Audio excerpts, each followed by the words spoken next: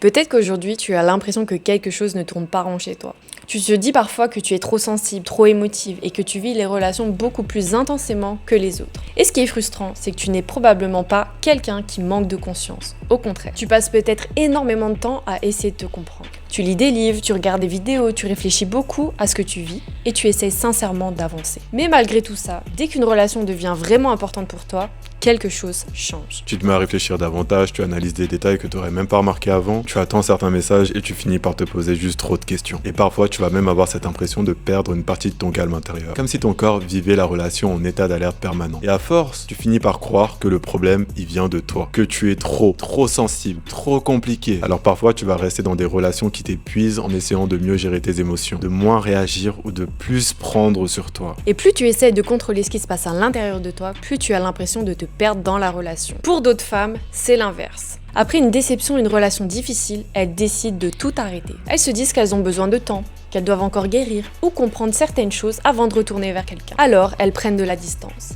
Elles travaillent sur elles essayent de mettre de l'ordre dans leur vie. Et quand quelqu'un vient toucher leur cœur à nouveau, elles découvrent que souvent les mêmes réactions sont encore là. Les mêmes peurs, les mêmes doutes, la même hypervigilance. Comme si le problème au final, il avait jamais vraiment disparu. Et puis il y a celles aussi qui passent d'une relation à une autre. Parce que la solitude leur pèse profondément. Elles espèrent que la prochaine relation sera différente. Que cette fois, elles ne reproduiront pas les mêmes schémas. Mais avec le temps, elles se rendent compte que les visages changent, mais que certaines dynamiques sont étonnamment pareilles. Et c'est souvent à ce moment-là qu'elles commencent à penser que leur problème est l'hypersensibilité. Pourtant, quand on accompagne ces femmes, on remarque quelque chose de très différent. Le problème, c'est généralement pas qu'elles ressentent trop. Le vrai problème, c'est qu'elles vivent leur relation dans un état d'hypervigilance permanent. À force de trop surveiller, de trop anticiper, toujours chercher à comprendre, elles finissent par avoir peur de perdre le lien. Et finalement, leur équilibre émotionnel finit par tout le temps dépendre que de la relation. La plupart des femmes qu'on accompagne sont d'ailleurs très conscientes de ce qu'elles vivent.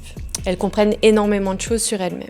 Mais malgré toute cette compréhension, leur système émotionnel continue souvent à fonctionner selon des mécanismes beaucoup plus anciens. Des mécanismes qu'elles ont appris très tôt pour se protéger, pour s'adapter ou pour préserver le lien. Tant que ces mécanismes restent invisibles, tu peux comprendre énormément de choses avec ta tête, tout en continuant à te perdre émotionnellement dans tes relations. Et c'est justement là que beaucoup de personnes restent bloquées pendant des années. Parce qu'elles cherchent souvent à comprendre leur relation, sans réellement voir les mécanismes inconscients qui se rejouent à l'intérieur d'elles. Et c'est normal de ne pas les voir seules, parce que ces mécanismes sont devenus automatiques. Tu ne te réveilles pas un matin en te disant « Aujourd'hui, je vais encore m'oublier dans cette relation. Aujourd'hui, je vais encore marcher sur des œufs pour éviter le conflit. » Non, ton système émotionnel le fait naturellement, automatiquement. Parce qu'à un moment de ta vie, ces comportements t'ont réellement aidé à t'adapter émotionnellement. Peut-être que tu as appris très tôt à devenir discrète pour éviter les tensions, à être parfaite pour être valorisée, ou à constamment t'adapter pour garder le lien avec les autres. Et à force de répéter ces mécanismes pendant des années, ils sont devenus normaux pour toi. Tu comprends peut-être aujourd'hui que tu as grandi avec un parent émotionnellement distant, ou avec un parent imprévisible, ou avec un amour que tu avais l'impression de devoir mériter. Mais comprendre ça intellectuellement et voir comment ton corps continue à rejouer exactement les mêmes mécanismes dans tes relations adultes, ce sont deux choses très différentes. Parce que le vrai problème ne se situe pas uniquement dans ce que tu comprends. Il se situe dans ce qui s'active automatiquement en toi quand le lien devient important émotionnellement. Et c'est là que beaucoup de personnes passent à côté du vrai travail. Parce qu'elles voient le symptôme, mais pas le mécanisme. Elles voient la jalousie, la peur, la dépendance émotionnelle. Mais elles ne voient pas ce que ces réactions essayent inconsciemment de protéger. Parfois, ton corps essaye encore de protéger la peur d'être abandonné, la peur de ne pas être choisi ou la peur de perdre le lien. Alors automatiquement, tu suranalyses, tu anticipes, tu t'adaptes ou tu acceptes certaines choses que tu ne devrais plus accepter aujourd'hui. Ce n'est pas que tu es faible, c'est qu'une partie de toi a appris très tôt que ces comportements permettaient de maintenir une forme de sécurité émotionnelle. C'est aussi pour ça que beaucoup de personnes ont l'impression de devenir quelqu'un d'autre dans leur relation,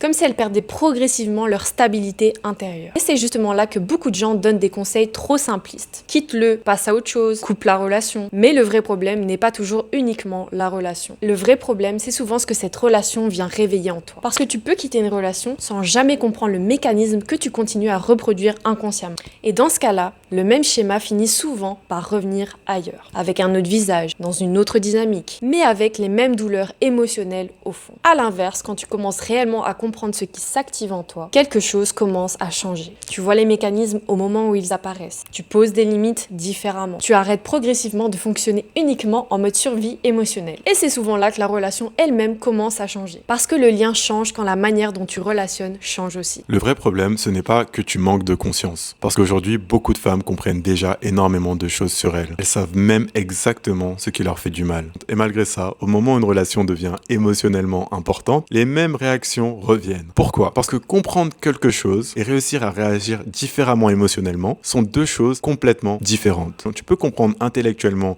qu'une relation n'est pas bonne pour toi, tout en ressentant une peur panique à l'idée de perdre l'autre. Tu peux savoir que tu es en train de t'oublier, tout en continuant malgré toi à t'adapter émotionnellement pour garder le lien. Tu peux comprendre que certains comportements ne sont pas normaux, tout en ressentant le besoin d'être rassuré, choisi, aimé. Et c'est là que beaucoup de femmes commencent à croire qu'elles sont folles. Parce qu'elles se disent, je le sais pourtant, mais pourquoi je continue à réagir comme ça ? Pourquoi je retombe toujours dans les mêmes schémas ? Mais le problème, c'est pas un manque d'intelligence émotionnelle. Le problème, c'est que ton corps a appris certaines choses très tôt sur l'amour. Et aujourd'hui, le truc, c'est que quand une relation active certaines blessures, ton système nerveux ne réagit pas simplement comme si tu vivais une relation. Il réagit parfois comme si ta sécurité émotionnelle entière était en jeu.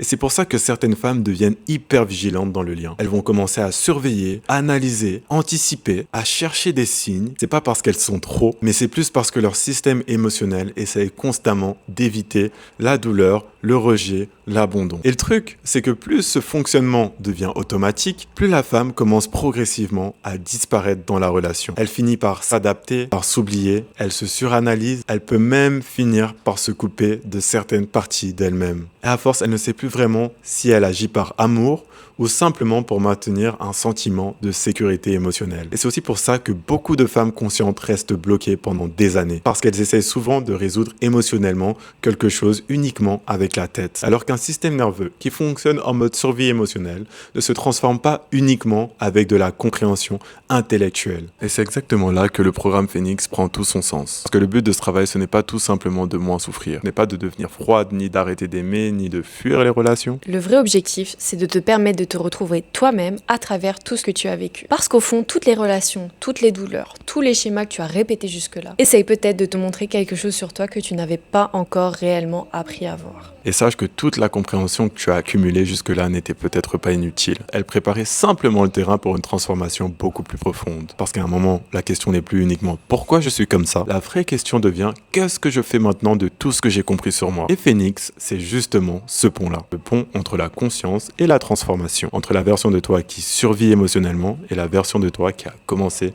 à vivre plus sereinement, plus consciemment et plus alignée avec elle-même. Parce qu'au fond, ce travail ne consiste pas à devenir quelqu'un d'autre. Il consiste souvent à enlever progressivement tout ce que tu as dû devenir pour être aimé, accepté ou en sécurité émotionnelle. À une version de toi plus calme, plus stable, plus lucide et plus libre émotionnellement. Une version de toi qui ne vit plus constamment les relations dans la peur de perdre, dans l'attente, dans l'hypervigilance ou dans l'oubli de soi. Et c'est souvent là qu'une vraie renaissance commence. Quand tu arrêtes de voir progressivement tes réactions comme une fatalité. Quand tu comprends enfin que tu n'étais pas folle, mais que tu reproduisais des mécanismes que ton corps avait appris très tôt. Et surtout quand tu réalises que ces mécanismes peuvent évoluer, que tu peux apprendre progressivement à relationner autrement, à poser des limites autrement, à t'aimer autrement et à vivre les relations autrement. Pas en devenant parfaite, mais en devenant de plus en plus alignée avec qui tu es réellement. Et c'est ça la vision Phoenix. C'est pas devenir quelqu'un d'autre. Mais renaître dans une version de toi qui n'a plus besoin de se perdre pour être aimé. Peut-être que comme beaucoup de personnes qui regardent cette vidéo, tu as déjà énormément cherché à comprendre. Tu as peut-être déjà fait de la thérapie, lu des livres, essayé de travailler sur toi. Et encore une fois, tout ça peut réellement aider. Mais beaucoup de personnes restent encore bloquées dans quelque chose de très mental. Elles comprennent énormément de choses, mais continuent malgré tout de répéter les mêmes réactions, les mêmes peurs et les mêmes mécanismes. Et c'est souvent là que la solitude devient compliquée. Parce qu'il y a des endroits en nous qu'on n'arrive pas toujours à voir clairement seul. Pas parce qu'on ne fait pas assez d'efforts, mais parce qu'un mécanisme qu'on répète depuis l'enfance finit souvent par devenir invisible,